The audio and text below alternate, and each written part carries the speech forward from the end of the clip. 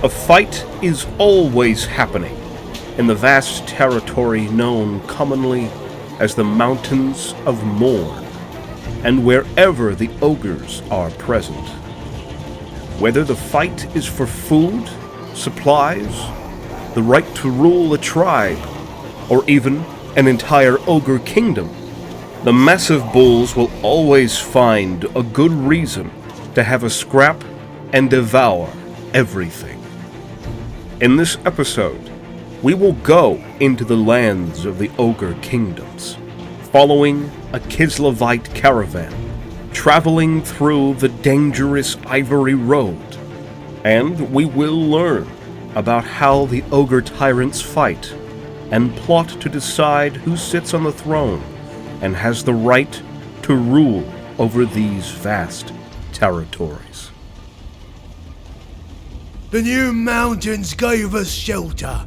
We made fire in their mouths. The tribes split the lands. The tyrants roared and fought. There were many kingdoms. It was good for many winters. The tribes grew and grew too much. Now we follow the sun once more. Special thanks to Kingdom Maker for sponsoring this video. Kingdom Maker is a strategy game that puts you in command of your own kingdom, with all the tools to defend and expand it in a quest for conquest and domination. It is free to play on iOS and Android. Use the link in the description below to download.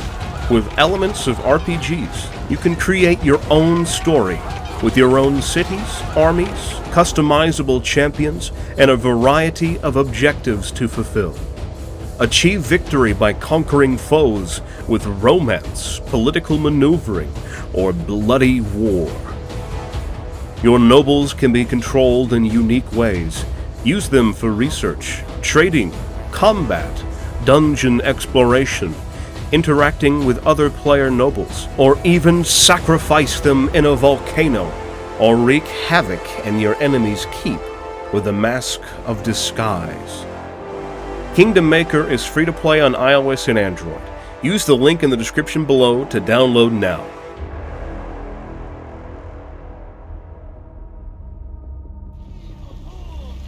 Many days had passed since the caravan moving through the Ivory Road departed from Kislev.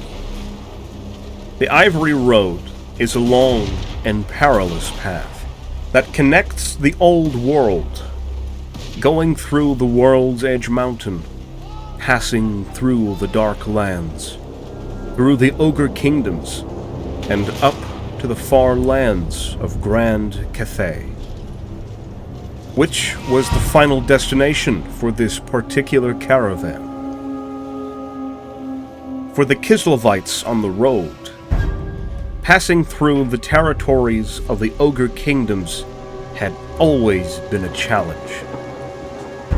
The unforgiving elements of nature, as well as the dangerous creatures that always seem to be lurking about, are reason enough to keep any wise traveler away from it, or at least to keep them very alert.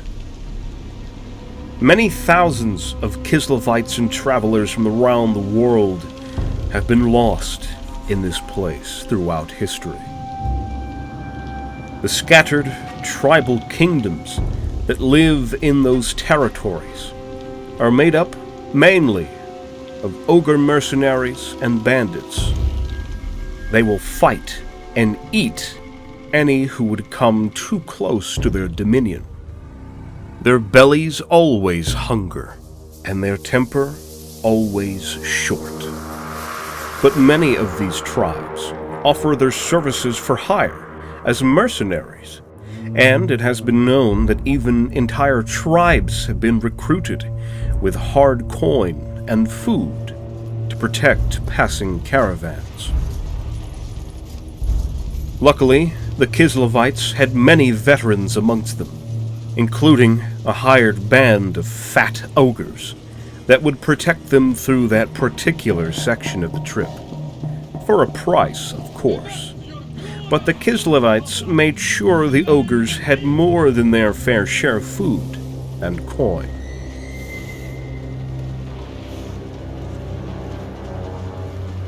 The ogre tyrant Kal, the Thunderbreaker, held sway over the long stretch of the Ivory Road.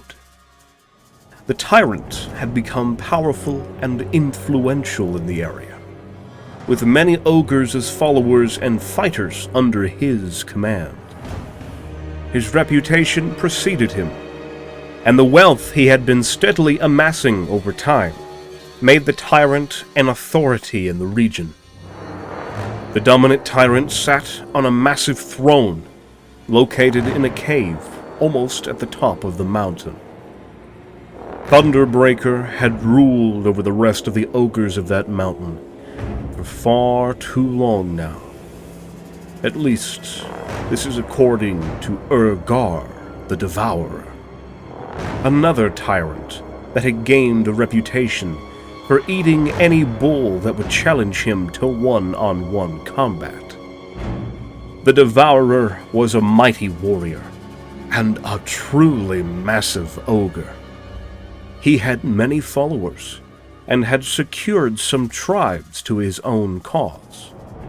But he was not the king. At least, not yet. Ogre believed that he was the one destined to become the next king of the mountain, and that his time had finally come. He would challenge Thunderbreaker and eat his corpse afterwards. A plan was concocted to overthrow the old tyrant. By ambushing the passing Kislevites caravan, the Devourer hoped to discredit Thunderbreaker's control over the mountain pass and gain more support for himself so that he may challenge the position for the throne of the mountain.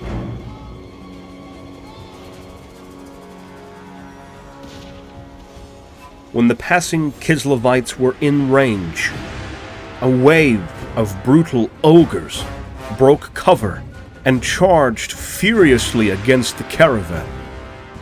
Horns were sounded, the caravan was stopped almost immediately, and all assumed defensive positions.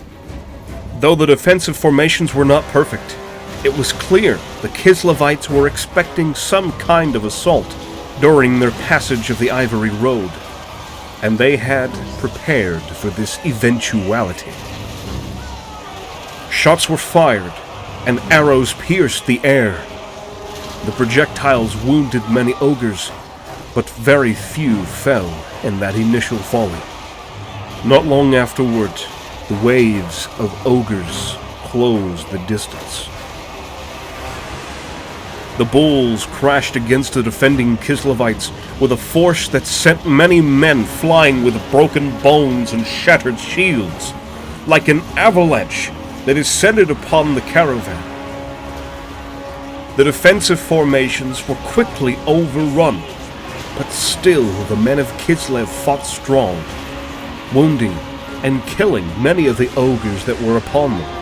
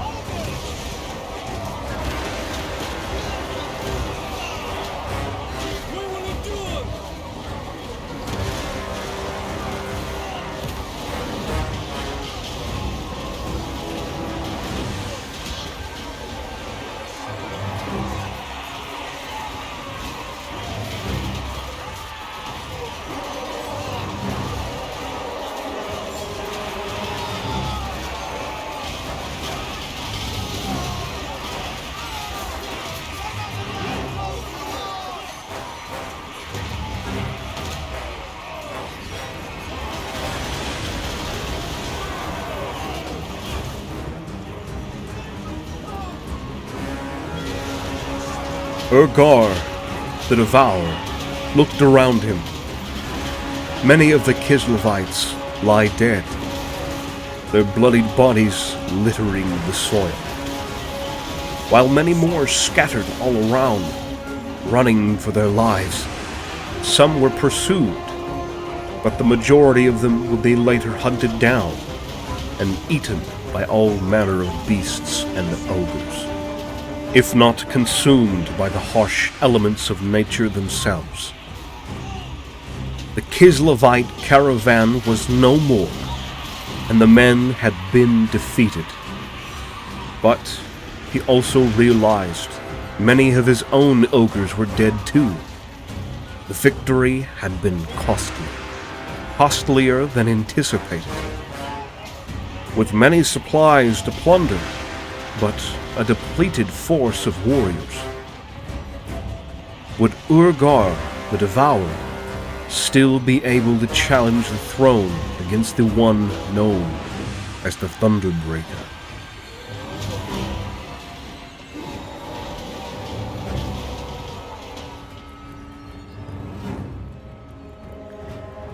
It is said that shortly after, Urgar the Devourer challenged Gorkal the Thunderbreaker, and their forces collided around the bones of a massive extinct beast.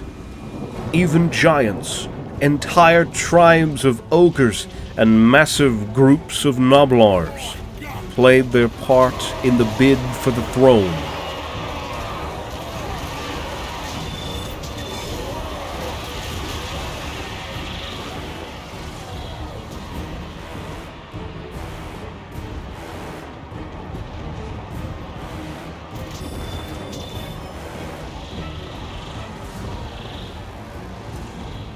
The bloodshed was great, but Thunderbreaker could not be overthrown.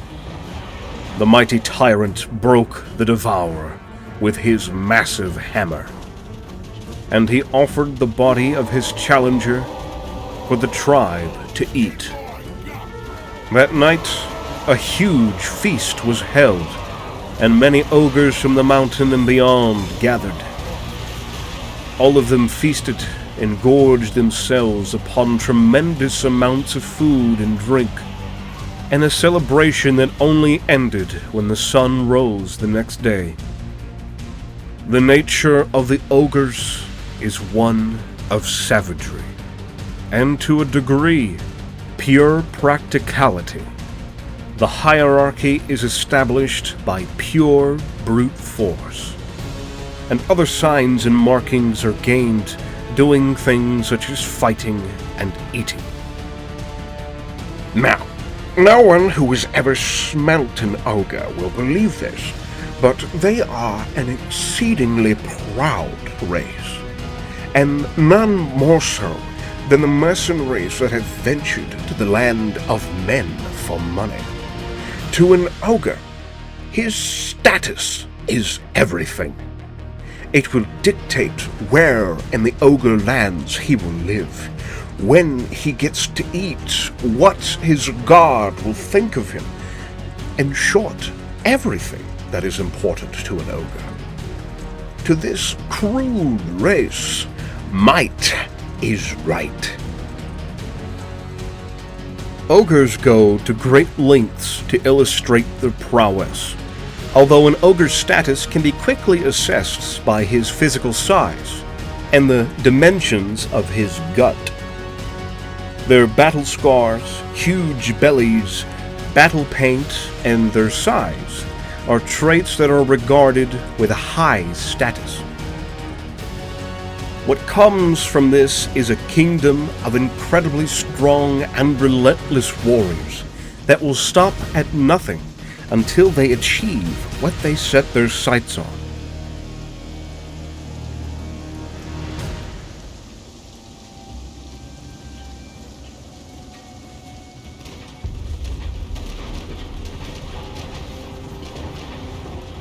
The forces of chaos are always creeping and slipping their tentacles of influence across all the lands. Their terrible armies sweep across entire regions leaving in their wake only destruction and desolation. But they have a particularly hard time doing that in the Ogre kingdoms, because the Ogres have a natural resistance to the influence of chaos and its mutations, making them quite effective at repelling the demon armies. While there have been cases of ogres falling victim to the corruption of the Chaos Gods, they are in the minority. The battles between ogres and the forces of chaos are truly destructive. The raw ferocity which characterizes the fighting style of the ogres is only matched by the monstrous beings of chaos that take shape in the material world and unleash their fury over the mortals.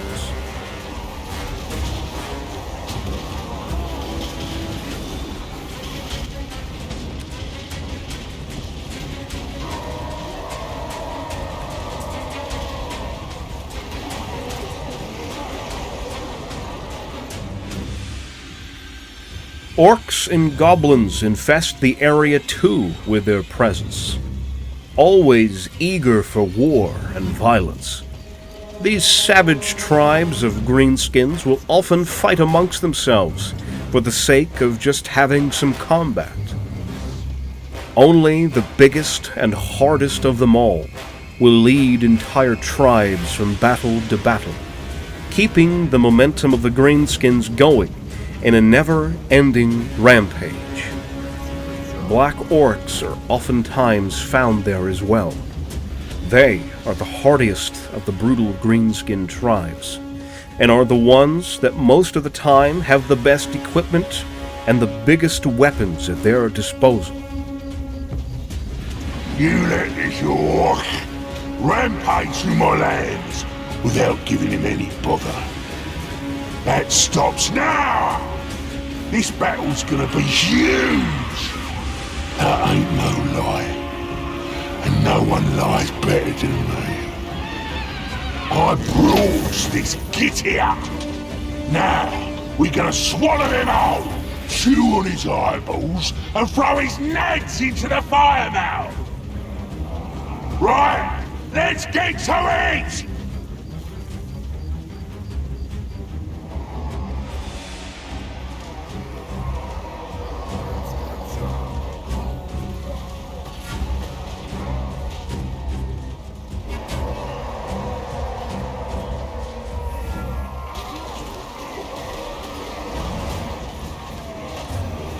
They are often found fighting against the ogres too. They challenge the dominion of whatever adversary has the supremacy in an attractive area. The battles of greenskins against ogres are brutal, as both races thrive in the heat and violence of combat, and their senses of self-preservation is overrun by the sheer grip of the conflict at hand.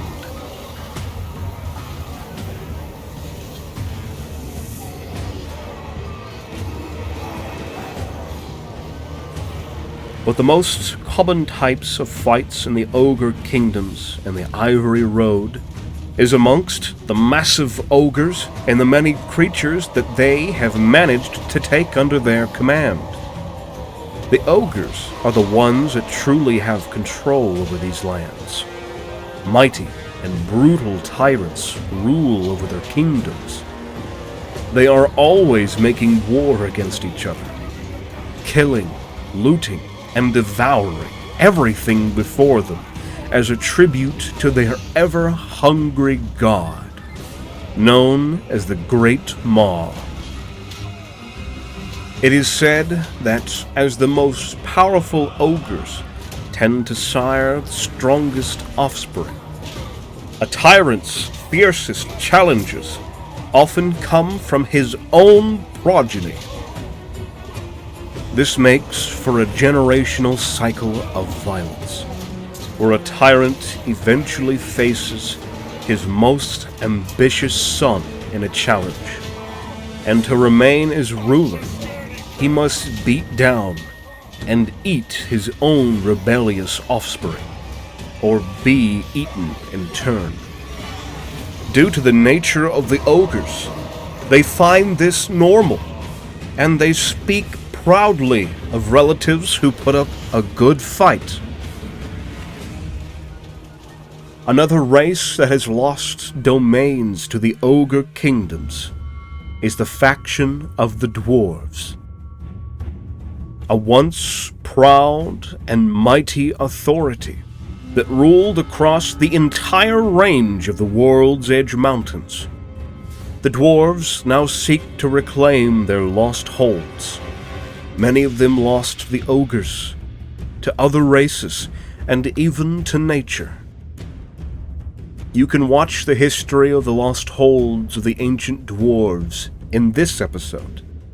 Click on the link to be swept away and experience the tragic past of the dwarves. If you want to become a patron of the channel and get some perks in the process, please consider joining our Patreon page. We thank you for watching, and we'll see you on the next one. On this channel, we are putting together narrative Total War cinematic battles and Warhammer lore videos. A special thank you goes to our Patreon supporters who help us in the making of more content. You can also join Patreon and earn extra perks while supporting the videos to come. Find the link in the description below. Make sure to subscribe, and thank you for watching. See you on the next one.